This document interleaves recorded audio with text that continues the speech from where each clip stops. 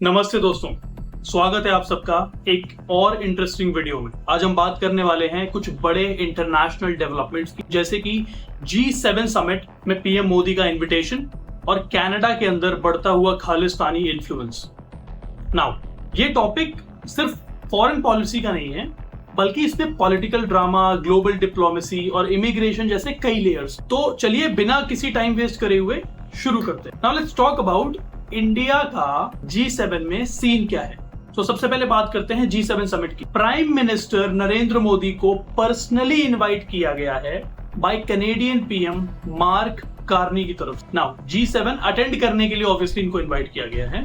Now important बात यह है कि इंडिया G7 का मेंबर नहीं है, लेकिन फिर भी ये इनविटेशन मिला है। इसका मतलब एकदम क्लियर है कि इंडिया का ग्लोबल इंपॉर्टेंस बढ़ रहा है। लेकिन सवाल ये उठता है कि भाई कनाडा, जिसका इंडिया के साथ रिलेशंस टेंस हैं, स्पेशली खालिस्तानी जो इश्यूज हैं इसको लेकर, वो सडनली मोदी जी को क्यों बुला रहे हैं। So let's go and let's think about one thing कि जो खालिस्तानी ग्रुप्स हैं उनका अब रिएक्शन क्या आ रहा है और इनके बीच में टेंशंस क्या हैं। जैसे ही इनविटेशन की न्यूज आई है, खालिस्तानी ग्रुप्स ने एक स्ट्रॉन्ग रिएक्शन दिया है। ये लोग ऑलरेडी इंडिया के खिलाफ नैरेटिव्स चला रहे हैं और अब मोदी का जो इंटरनेशनल प्लेटफॉर्म पे होना इनके लिए एक बहुत बड़ा चैलेंज। कुछ लोग तो ये भी कह रहे हैं कि कनाडा का ये मूव डबल स्टैंडर्ड्स दिखाता है। एक तरफ तो वो एंटी इंडिया एलिमेंट्स को टॉलरेट करता है और दूसरी तरफ पीएम मोदी को G7 समिट के लिए पर्सनली इनवाइट करता है। तो ये पूरे डिप्लोमैटिक जो गेम है, it's a very complex game which we all have to understand. अब कमाल की बात यह है, जब उनके जो पीएम है मार्क कार्नी, जब उनसे पूछा गया कि आप तो इंडिया के खिलाफ केस कर रहे हैं, still you are calling him and inviting him for the G7 summit. So he said कि लेट्स सपोज कनाडा के कुछ लॉज हैं जो इंडिया में हो रही एक्टिविटीज से सहमत नहीं है, तो क्या इसका मतलब हम पूरे देश से नाता तोड़ लेंगे? इसका मतलब है इंडिया और सऊदी अरेबिया में, या लेट्स से अमेरिका और सऊदी अरेबिया में तो कोई कभी रिलेशंस होना ही नहीं चाहिए, क्योंकि वहां के बंदे आकर तो यहाँ पर उन्होंने वर्ल्ड ट्रेड सेंटर उड़ा दिया था। This is not the case, right? So it has to be proceeded with proper legal proceedings, but international relationships operate at a whole different level. अब इसमें पॉलिटिक्स और एक नैरेटिव सेटिंग को समझ लेते हैं। अब यहाँ पर एक चीज बहुत इंपॉर्टेंट है, वो है पॉलिटिकल नैरेटिव्स। एक बहुत बार ऐसा होता है कि इंडिया को फॉरेन मीडिया या गवर्नमेंट गलत लाइट में दिखाते हैं, स्पेशली जब टेररिज्म या नेशनलिज्म का टॉपिक होता है। नाउ ये जो नैरेटिव्स हैं ये एक्सटर्नल फोर्सेस के इन्फ्लुएंसेस से भी मैनिपुलेट होते हैं। जैसे कुछ लॉबी ग्रुप्स हैं जो कि हमारे अगेंस्ट इंडिया के एक नैरेटिव बिल्ड करते हैं। देयर आर सर्टेन एनजीओस या बहुत like I will count governments in it as well. So government counting is also not a big deal in it, right?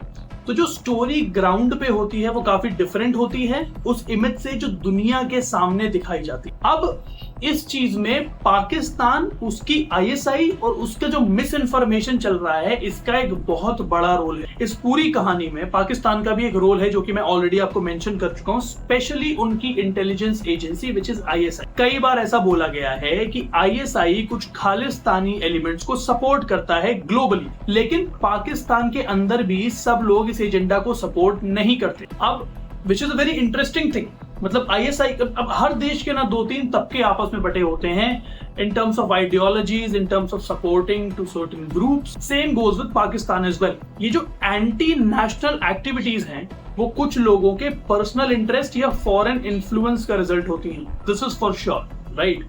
अब पूरे देश में उसका इन्वॉल्वमेंट नहीं होता है, बिकॉज एक देश is a group of people. Let's suppose Pakistan में भी 25 करोड़ की आबादी है, उनके इलेक्टेड मेंबर्स हैं, सबके अपने इंटरेस्ट हैं, सबके अपने आइडियोलॉजीज हैं जिसको वो फॉलो करते हैं। तो हर कोई एक सर्टेन मूवमेंट को फॉलो नहीं करता। Obviously there are certain people who are repressing it, या उसको मना करते हैं कि भैया मत करो ये। लेकिन मिस इन्फॉर्मेशन से पब्लिक ओपिनियन काफी क्विकली डिस्टॉर्ट हो जाता है, ये तो एकदम श्योर बात है। अब वही हो रहा है ग्लोबली इस case. Now let's talk about G7 summits में क्या क्या टॉपिक डिस्कस होने वाले। तो भैया G7 समिट में क्या क्या बात होने वाली है उस पे major, if I tell you, there will be 2 topics whatever I have learned till now. Number 1, terrorism, specifically cross border terrorism and the funding networks। भाई क्रॉस बॉर्डर जो टेररिज्म हो रहा है, चाहे वो किसी भी देश में हो, और जो फंडिंग नेटवर्क्स हैं जो उनको फंड कर रहे हैं, उस पर डिस्कशन होगा। Now the most important part after terrorism is global supply chains, जो अब डिसरप्ट हो रहे हैं। वॉर और पॉलिटिक्स की वजह से। रशिया यूक्रेन वॉर चल रहा है, इंडिया पाकिस्तान में जो अभी वॉर हुआ for short period of time which was operation Sindoor, India Israel Palestine and upcoming Iran के साथ वो जो वॉर प्लान कर रहे हैं, विच इज जो कभी किसी से छुपा नहीं है कि इजराइल और अमेरिका मिलकर ईरान पे अटैक करेंगे within few months I would say, or within few years obviously there would be a full-fledged war. Let's see अब वो कितना सक्सेसफुल होता है like that.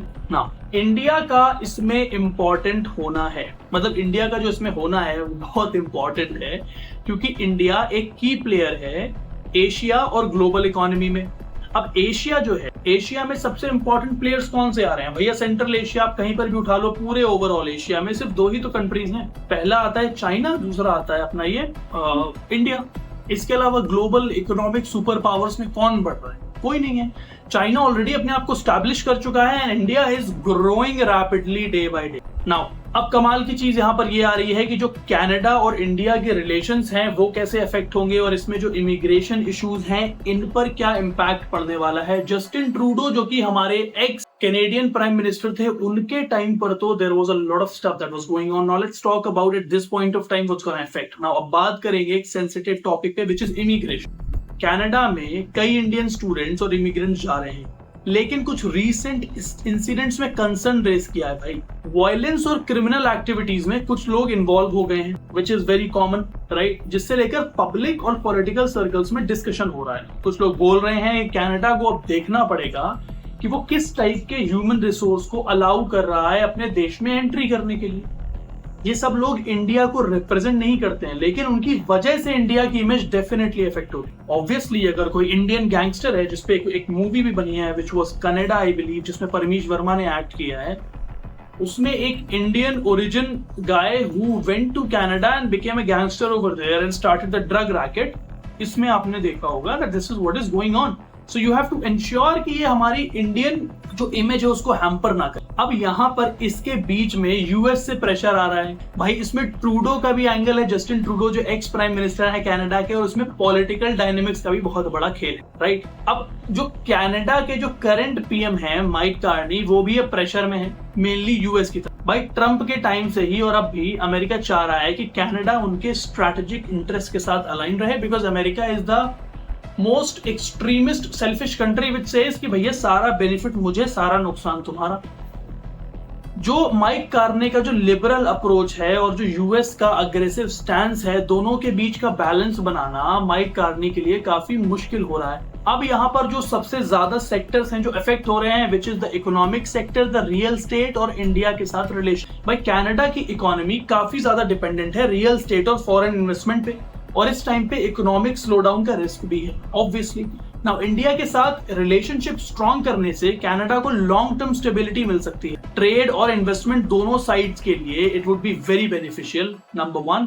तो डिप्लोमैटिक और इकोनॉमिक दोनों पॉइंट ऑफ व्यू से ये रिलेशनशिप रिपेयर करना would be a smart move भाई। तो ओवरऑल स्टोरी ये है कि भाई इंडिया का ग्लोबल स्टेटस है वो बढ़ रहा है, पर G7 का जो इन्विटेशन है वो इसका प्रूफ। भाई खालिस्तानी रिएक्शन ने पॉलिटिकल टेंशंस को ऑब्वियसली एक्सपोज कर दिया ना। अगर आपको ये वीडियो इन्फॉर्मेटिव लगा हो तो please like, share and subscribe जरूर करें। कमेंट्स में लिख दीजिए कि आपको क्या लगता है, क्या कनाडा और इंडिया का रिलेशन इंप्रूव होना चाहिए। I will meet you in the next video, तब तक के लिए Jai Hind, stay informed. Thank you very much.